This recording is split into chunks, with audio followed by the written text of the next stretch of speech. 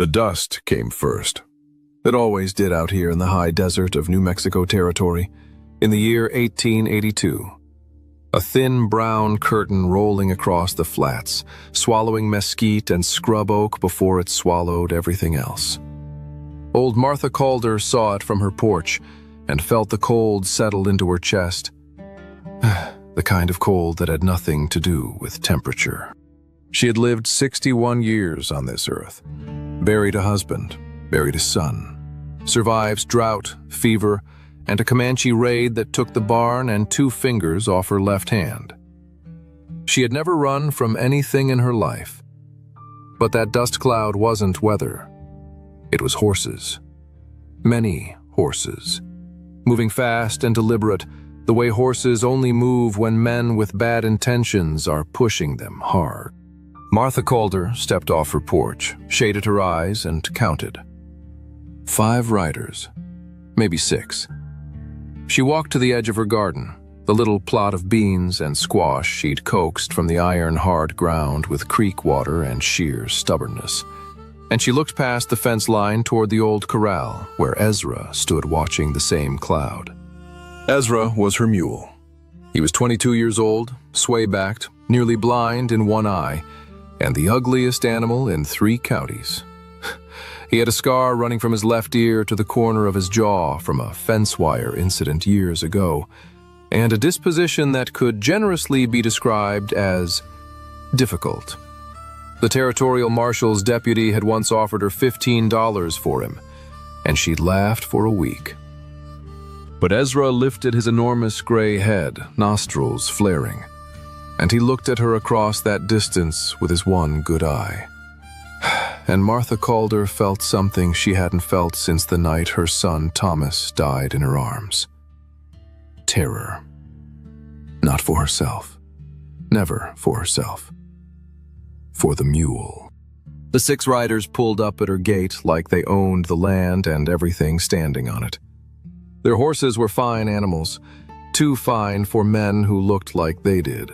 Trail-worn, sunburned, armed with the casual confidence of people who had stopped asking permission for things a long time ago.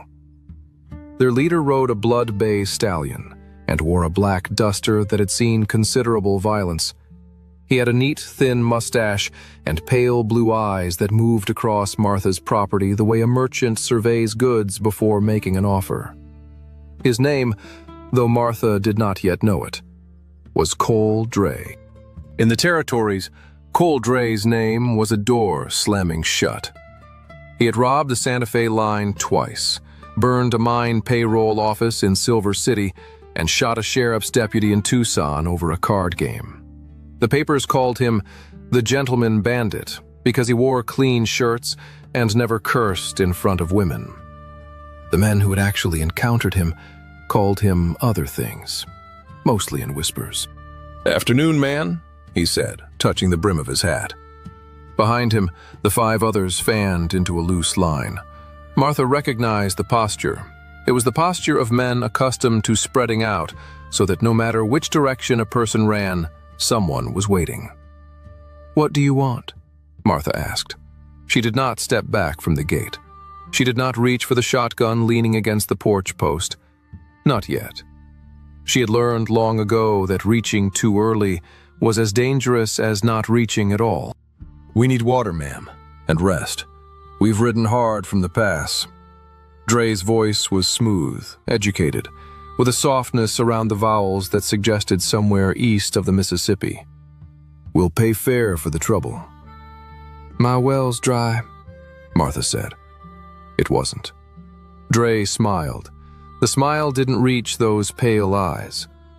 "I can see your garden is growing just fine, ma'am. Must be getting water from somewhere." A silence stretched between them long enough to hear the wind move through the beans. Then the man on Dre's left, a thick-necked, red-faced brute named Hicks, who sweated even in shade, leaned forward in his saddle and pointed past Martha toward the corral. "That your mule?" "He belongs to himself," Martha said. Hicks laughed, a sound like a boot heel on gravel. "Looks old. Looks near done." He squinted. Actually, looks like he might be carrying something under that sway back of his. Martha did not move, did not blink. But something changed in her face, some almost invisible tightening. And Cole Dre saw it. He saw it because Cole Dre watched people the way other men watched the weather. Constantly, carefully, always reading what was coming. And what he saw in the old woman's face told him something extraordinary. She was afraid. Not of them. Not of 6 armed men who could take everything she owned and leave her in the dirt. She was afraid for the mule. Dre climbed down from his horse and handed his reins to the man on his right without looking away from Martha. Mrs. Calder. Mrs. Calder. He walked to the gate, and this time he didn't reach for it. He stopped. A gesture of courtesy that cost him nothing, and told her exactly what he wanted her to think. I'd like to water my horses and rest my men. I'd also like to know why a woman who has spent 60 years getting hard isn't scared of 6 armed men, but looks ready to die over a mule. You can water your horses, Martha said carefully, at the trough by the barn, and then you can ride on. And the mule? Doesn't concern you. Hicks swung down from his horse. He was already walking toward the corral gate, his thumbs in his gun belt, the loose-jointed swagger of a man who had never once believed that anything belonged to anyone but him. Don't take my mule. Martha's voice came out quiet, flat, like a rock dropped into still water. Hicks stopped and turned, grinning. What's that, Grandma? I said, and her voice did not rise, did not shake, did not carry anything in it except a lifetime of surviving things that should have killed her. Don't take my mule. Hicks looked at Dre. Dre was looking at the mule. The mule was looking at Cole Dre. And Cole Dre had gone perfectly, absolutely still. Because Cole Dre knew that mule. He knew that scar on its jaw. He knew the way it stood, weight on 3 legs, left hind cocked. He knew the color of its hide, that particular iron gray that went almost silver in strong light. He had not seen that mule in 14 years. But you don't forget the animal that saved your life. Before we go any further, just one quick moment. Where in the world are you listening to this right now? Drop it in the comments. Could be a city, could be a country. Just let us know you're out there. And if this story is grabbing you, one word, that's all. Just one word that describes how you're feeling right now. I read every single one. Now, let's get back to it, because what's coming next?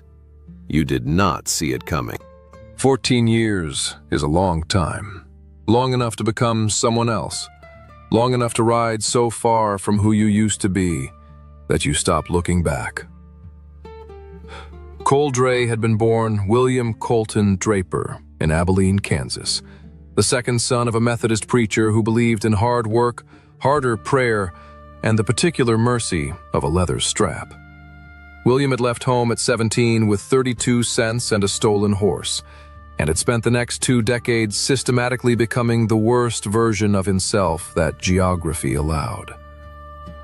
He had not been back to New Mexico territory since the summer of 1868, the summer of ghosts. He had been 22 years old that summer, riding for a cattle outfit out of Texas. Green, broke, and stupid in the specific way that young men are stupid, convinced that speed and nerve could substitute for judgment, that the world would step aside if you just pushed hard enough. The drive had gone wrong in the Jornada del Muerto, the journey of the dead man, that vast waterless stretch of desert south of Socorro. Their scout had miscalculated the water. 3 of their horses had gone down in 2 days. The cattle were staggering. 2 of the other drovers had turned back, and the trail boss had taken a diamondback bite to the ankle that had swollen his leg to the size of a fence post. William Draper had been left alone with 8 dying cattle. a delirious trail boss, and 30 miles of nothing. He had been sitting in the shade of a dead creosote bush, fairly certain he was about to die, when the mule walked into camp. Just walked in, out of the desert. No rider, no lead rope, no explanation. An ugly gray mule with a scar along its jaw from some old wire wound, carrying an empty pack saddle, and looking at William Draper with the expression of an animal that had made a decision and was mildly annoyed about it. William had caught the mule. He'd loaded the trail boss across the pack saddle and, because the mule had water in its canvas bags, old water, warm water, but water, he had walked that animal 31 miles to the nearest settlement, stopping every hour for the trail boss to drink. The trail boss had lived. William Draper had survived. And when he tried to find the mule's owner, the only thing anyone in the town of Engel could tell him was that the animal belonged to a widow woman up north, a Martha Calder, who ran a small farm outside of a nowhere town called Calla Springs. He had meant to return the mule. He had meant to do a lot of things. Life has a way of sweeping intentions downstream. He stood now at Martha Calder's gate, 14 years later, with 5 dangerous men at his back and a woman in front of him who was prepared to die for an animal she'd raised from a foal. And he felt something move in his chest that he had no clean name for. Hicks was still waiting by the corral gate. "Well, you want the mule or not, Cole?" Dre turned to look at his man. Hicks was valuable, brutal, reliable, incapable of mercy or doubt. He had ridden with Dre for 6 years and had never once questioned an order. "Leave the mule," Dre said. Hicks blinked. "It might be carrying something. I said leave it." A beat. The other 4 men exchanged glances. "Cole, we've got the marshal's men 2 days behind us. We need supplies and—" "Hicks." Dre's voice dropped to something very quiet and very final. "Walk away from that corral."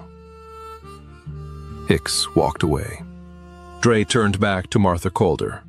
She was watching him with the precise, unflinching attention of someone trying to solve a problem. Her eyes moved across his face like she was reading a document in a language she almost recognized.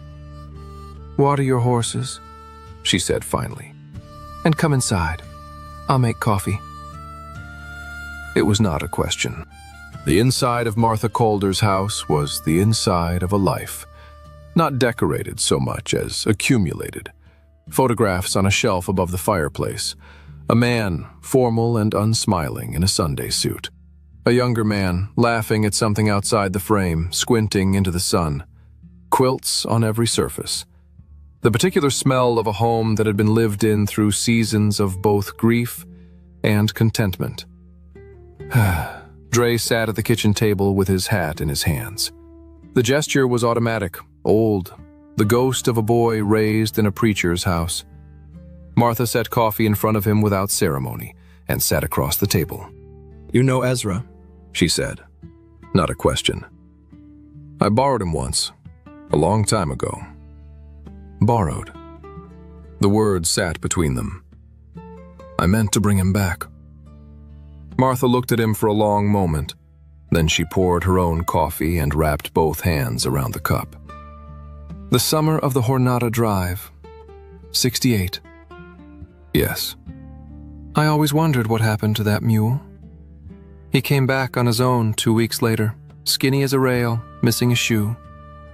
She paused. "I figured whoever had him must have needed him badly." "I did." "And now you ride with men who would take him from an old woman." She said it without heat, just as observation. Dre looked at his hat. "I've become something I didn't intend." Most people do. The silence in the kitchen was different from the silence outside. Outside, silence was tension, the held breath before something broke. In here, it was something else. The silence of a house that had absorbed too much and learned to hold its shape anyway. What does he carry? Dre asked. Martha set down her cup. She looked at him for a long time. My son Thomas died 4 years ago, she said.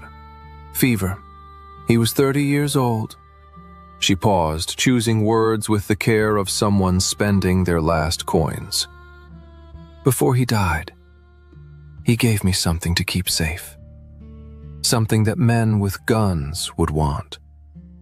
He made me promise not to put it in the house, not in the ground, not anywhere they'd think to look. Dre waited. He'd worked the silver mines up near Socorro for 6 years, saved everything, didn't drink, didn't gamble. Every month he sent money home, and every month I saved it. And every month he wrote me a letter saying he was putting something away for when we could leave this place. Get somewhere green, somewhere with water. She looked at the photographs on the shelf. He was going to build something. How much? $1,200 in silver certificates and coin, sewn into a canvas pack and strapped under Ezra's saddle pad. She met Dre's eyes. Thomas said nobody ever looks under a mule's saddle pad for money. He said mules are invisible to greedy men. Dre thought about Hicks standing at the corral gate. He wasn't entirely right about that. No. A ghost of something crossed her face. He wasn't entirely right about a lot of things. But he was right about what mattered. Dre stood up. He put his hat back on and looked out the kitchen window at his men, at the trough where their horses were drinking, at Hicks sitting on a fence post cleaning his fingernails with a knife. $1,200. That was enough for the men outside to decide not to ride on. That was enough for things to go very wrong for Martha Calder. You need to tell me, Dre said, if there's anyone coming for you. Anyone who knows where you are. I'm an old widow woman on a dry farm, Martha said. Nobody's coming for me. Then you have a problem, Dre said. Because I can only hold those men so long. The trouble started, as trouble always does, at the exact moment when everything appeared to be under control. Dre came out of the house to find Hicks no longer sitting on the fence. He found Hicks in the corral, with the mule. Ezra was backed into the corner, ears flat, and he was communicating his displeasure through every channel available to him. Teeth bared, one hind foot raised and cocked at a precise angle that any experienced mule handler would have recognized as intention rather than threat. Hicks had the mule's lead rope and was running his free hand along the saddle pad with the systematic curiosity of a man who has lived his whole life by taking things. Hicks? Dre's voice carried across the corral like a thrown stone. Hicks turned. He had found something. You could tell by the way his whole body changed, the slight forward lean, the quickening around the eyes. There's something under here, Cole. Walk away from the mule. 1,200, maybe more from the feel of it. Hicks grinned. The grin had no warmth in it at all. Old woman's been sitting on a fortune while we've been bleeding ourselves dry on the trail. You knew. The other 4 men had moved without being told. They do that, men like this. They sense the shift in atmosphere the way animals sense weather, and they reposition instinctively toward advantage. Dre stood at the corral gate. He was very aware of the geometry. 4 men plus Hicks, all armed, and himself. He had ridden with these men for years, trusted them with his life in 4 states and 2 territories, and he knew with absolute certainty that the moment he drew, at least one of them would clear leather before he did. He was also aware of Martha Calder, who had come out of the house and was standing on her porch. She had the shotgun now. Double barrel, old but maintained. The kind of weapon a woman keeps specifically because she has learned she cannot always count on someone else. Cool, Hicks said, in the tone of a man making a reasonable business proposal. We split it 6 ways and ride. The woman doesn't get hurt. Nobody has to make any decisions they'll regret. That money belongs to a dead man's mother, Dre said. Hicks looked at him the way one looks at something that has ceased to make sense. Since when does that matter to you? It was a fair question. Dre had been asking himself the same thing since he'd walked out of that kitchen. Since when did it matter? Since the summer of '68, maybe. Since a gray mule walked out of the desert and chose to save a stranger's life for no reason that could be explained by anything except the fundamental stubbornness of certain creatures who have decided, on their own terms, that some things are worth doing. Since now, Dre said. He drew. He was fast, genuinely fast, faster than most men who had ever stood across from him. But he drew knowing that he was outnumbered, and that this was likely the last intelligent decision he would make. He drew because some debts don't expire. What happened next happened in the space of 3 heartbeats. Dre's first shot caught the man on the far right in the shoulder, spinning him. His second shot went wide, because Ezra chose that precise moment to demonstrate what a 22-year-old mule with something to protect could do when properly motivated. The mule exploded. There is no other word for it.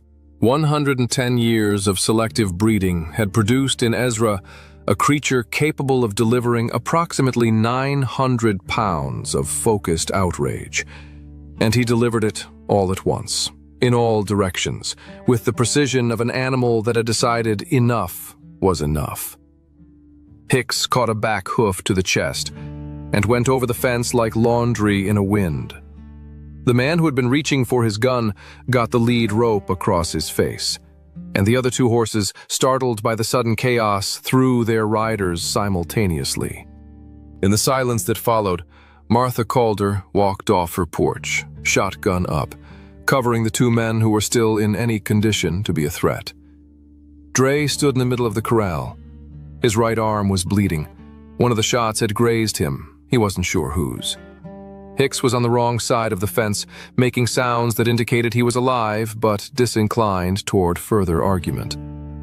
The man he'd shot in the shoulder was sitting in the dirt holding his arm, swearing with the single-minded creativity of the genuinely injured. Ezra stood in the corner of the corral, head up, ears forward, looking at Dre with his one good eye. The expression, as far as Dre could interpret it, was one of mild patience, as though the mule had been waiting for 14 years for this particular moment. They tied the 5 men to the fence posts with their own rope. It was Martha who did the tying.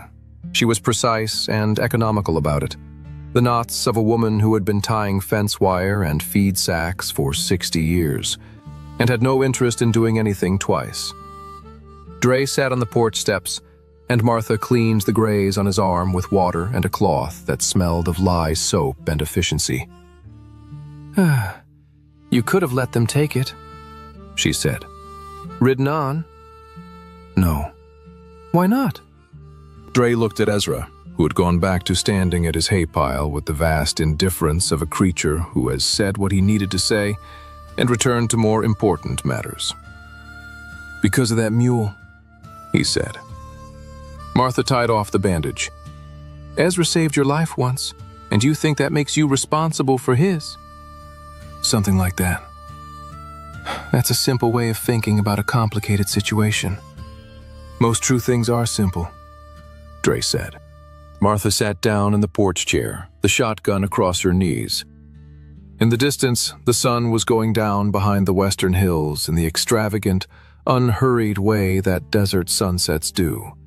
The sky going orange, then red, then a deep, bruised purple, as if the day were taking its time about leaving. "What happens now?" she asked. "I ride into Calla Springs. Tell the sheriff where to find 5 men who need collecting." He paused. "I expect that conversation will lead to other conversations about my own history." "I expect it will," Martha agreed. "I figure I've been running from those conversations long enough." The silence between them was comfortable, in the way silences get when everyone present has stopped pretending about things. "There's a place up north," Martha said quietly. Green country, near the headwaters of the Cimarron. Thomas used to talk about it. He'd mapped it out, where he wanted to build, what he wanted to plant.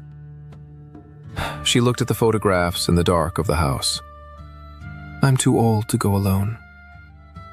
I know someone who might help you get there, Dre said. A woman in Socorro. Runs a freighting operation. Honest, capable. She owes me a favor, though I admit it might take some explanation why I'm the one calling it in. Martha almost smiled. I imagine your life requires a great deal of explanation. It does, Dre said. I'm working on changing that. He stood, put his hat on, and walked to the corral gate. Ezra looked up from his hay.